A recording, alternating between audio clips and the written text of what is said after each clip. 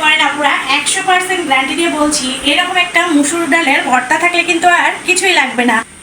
আজকে আমি মুসুর ডালের ভর্তা বানাবো, আর এই ভর্তাটা মুখে লেগে থাকার মতো একটা ভর্তা।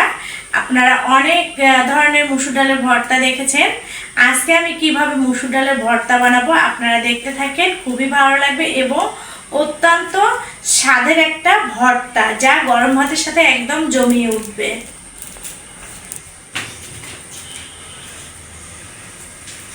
তো চলে আসলাম এই যে রান্নাঘরে।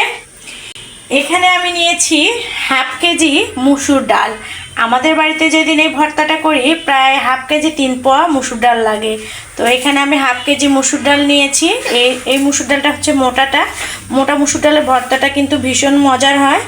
সাথে নিয়েছি 1 পিস টমেটো, আর স্বাদ বাড়ানোর জন্য নিয়েছি কিন্তু তার সাথে একটা আলু। তো এখানে আমি এই যে ভর্তার উপকরণগুলো রেডি করে নিয়েছি। রসুনটা কিন্তু সবসময় একটু মুসুর ডালের ভর্তাতে বেশি দিবেন। কাঁচামরিচ, পেঁয়াজ, শুকনা মরিচ। তো বললাম না, আজকে একেবারে খুব স্বাদের একটা ভর্তা বানাবো, আপনারা দেখতে থাকেন। এখন আমি এই যে টমেটোগুলো কেটে নেব। আমি কিন্তু মাত্র একটা টমেটো দেবো, বেশি দেব না, তাহলে টক হবে।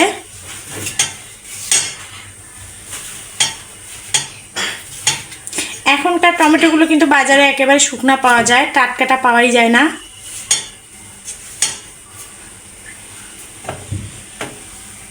টমেটোটা কেটে নেওয়া হয়েছে। এখন আমি আলুটা ছিলে নিচ্ছি। আপনারা চাইলে আলুটা বাড়ায় দিতে পারেন, কারণ যেহেতু আমি হাফ কেজি মুসুর ডাল নিয়েছি তার জন্য কিন্তু আমি একটা আলু ব্যবহার করব। তাহলে বুঝতেই পারতেছেন হাফ কেজি মুসুর ডালের ভর্তা কতগুলো হবে আর কতটা টেস্টি হবে। সবাই কিন্তু একেবারে চেটেপুটে খেয়ে নেবে।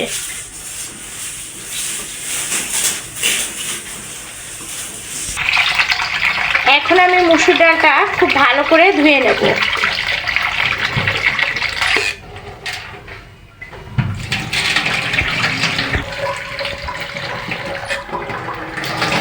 এখন আমি টমেটো আর আলুটা ধুয়ে নিলাম।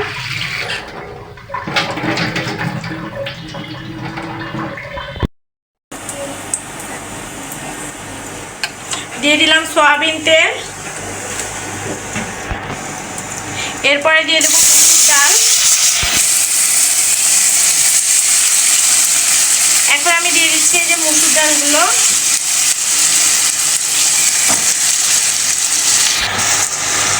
এখন দিয়ে দেবো কেটে রাখা আলু আর টমেটোগুলো।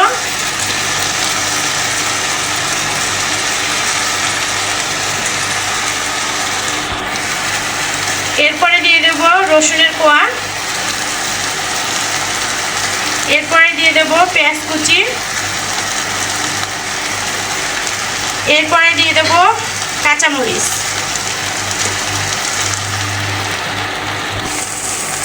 এরপরে দিয়ে দেবো হলুদের গুঁড়া। এরপরে দিয়ে দেবো স্বাদ মতো লবণ।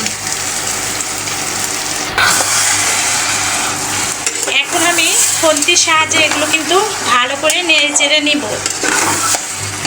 ওই যে বললাম না, আমি যেভাবে আজকে মুসুর ডাল ভর্তাটা বানাবো, আপনারা চাইলে কিন্তু এভাবে ভর্তা বানালে পরিবারের লোকজনও খুশি হবে এবং প্রশংসায় ভাসবেন আপনি, এতটা টেস্টি হয়।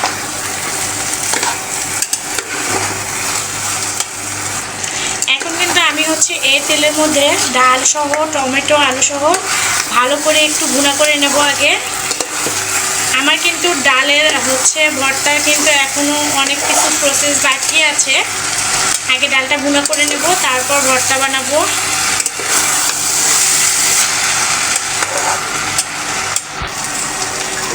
আমার কিন্তু ডালটা কষানো হয়ে গেছে, এখন দিয়ে দেবো পানি।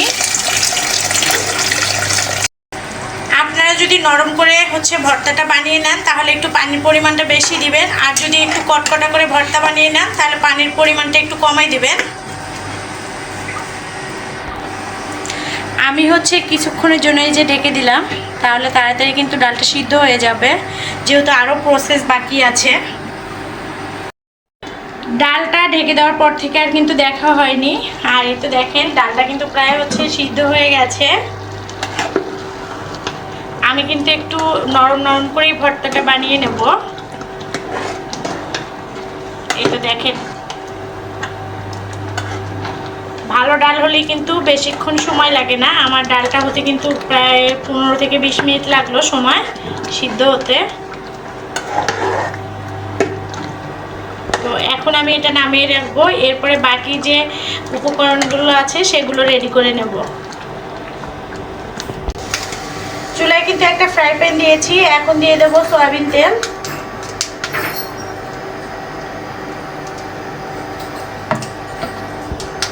এরপরে দিয়ে দেবো শুকনো মরিচগুলো, এগুলো আগে ভেজে নেব।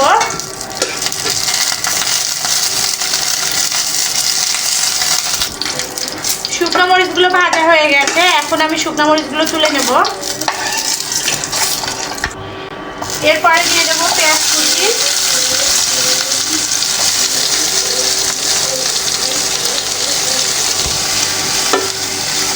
এখন আমি হচ্ছে পেঁয়াজটা ভালো করে ব্রেস্তা করে নেব।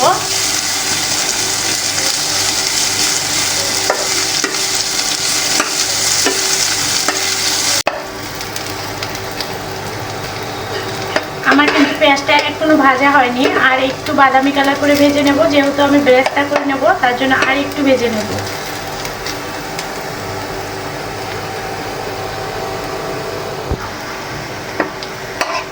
পেঁয়াজটা কিন্তু ভাজা হয়ে গেছে, এখন তুলে নেব। এখন আমি রসুনের কোয়াগুলো ভেজে নেব। ভর্তার টেস্ট বাড়াতে গেলে কিন্তু এভাবে হচ্ছে সব কিছু ভেজে নিতে হবে আগে, তাহলে কিন্তু ভর্তার স্বাদ দ্বিগুণ হবে। আমার কিন্তু হচ্ছে রসুনগুলো ভাজা হয়ে গেছে, এখন তুলে নেব। এখন আমি ভর্তাটা বানানোর জন্য এখানে শুকনো মরিচগুলো হাতে আগে ডলে নেব। বাটাবাটি ঝামেলা ছাড়াই কিন্তু এই মসুর ডালটা ভর্তা বানানো যায়।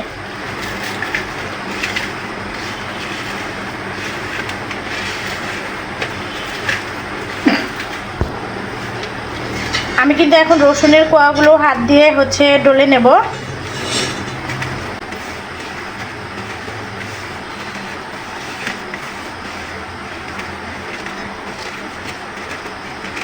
এরকম করে একবার ভর্তা বানিয়ে দেখবেন মসুর ডালের। আমি এখন রসুন আর মরিচটা ডালের মধ্যে দিয়ে দেব।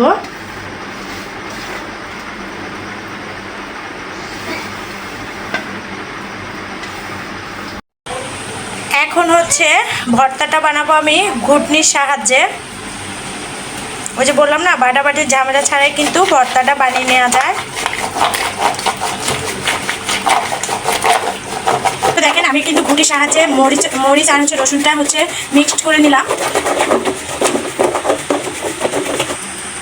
এখন দিয়ে দেবো সরিষার তেল।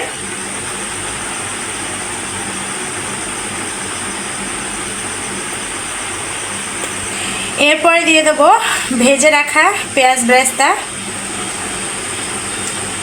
এটা কিন্তু সুন্দর একটা ফ্লেভার আসবে, আর খেতেও কিন্তু অনেকটা মজা লাগবে। আর এই তো দেখেন খুব সহজেই কিন্তু বানিয়ে ফেললাম মসুর ডালের মজাদার লোভনীয় একটা ভর্তা, একেবারে মুখে লেগে থাকার মতো স্বাদ আর কি। আর এই তো দেখেন কেমন হয়েছে আমার এই মসুর ডালের ভর্তার রেসিপিটা, অবশ্যই কিন্তু কমেন্ট করে জানাতে ভুলবেন না। সবাই চ্যানেলটা সাবস্ক্রাইব করে পাশে থাকবেন। আজকে এই পর্যন্তই, আল্লাহ হাফেজ।